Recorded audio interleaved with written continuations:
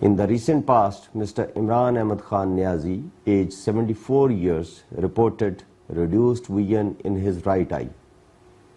A senior and a qualified ophthalmologist from PIMS Islamabad conducted a complete eye assessment at Adiala jail, including slit lamp examination, fundoscopy, intraocular pressure measurement, essential laboratory tests, and OCT, that is optical coherence tomography of the retina.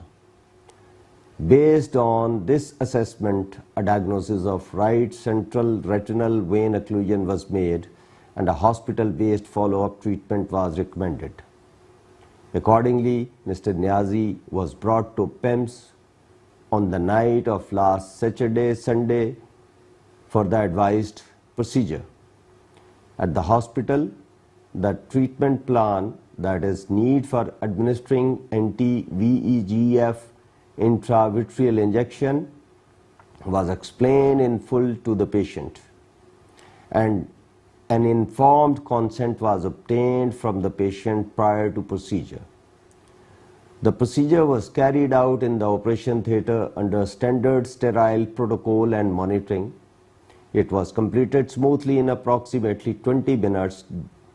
During the treatment, the patient remained vitally stable and was discharged with routine post-procedure care, instructions, and follow-up advice and the documents. Thank you very much. In the recent past, Mr. Imran Ahmed Khan Niazi, aged 74 years, reported reduced vision in his right eye. A senior and a qualified ophthalmologist from PIMS Islamabad conducted a complete eye assessment at Adiala jail, including slit lamp examination, fundoscopy, intraocular pressure measurement, essential laboratory tests, and OCT, that is optical coherence tomography of the retina. Based on this assessment, a diagnosis of right central retinal vein occlusion was made and a hospital-based follow-up treatment was recommended. Accordingly, Mr. Niazi was brought to PIMS on the night of last Saturday, Sunday for the advised procedure. At the hospital, the treatment plan, that is need for administering anti-VEGF intravitreal injection, was explained in full to the patient, and an informed consent was obtained from the patient prior to procedure. The procedure was carried out in the operation theatre under standard sterile protocol and monitoring.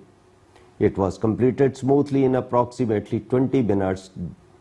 During the treatment, the patient remained vitally stable and was discharged with routine post-procedure care, instructions, and follow-up advice and the documents. Thank you very much.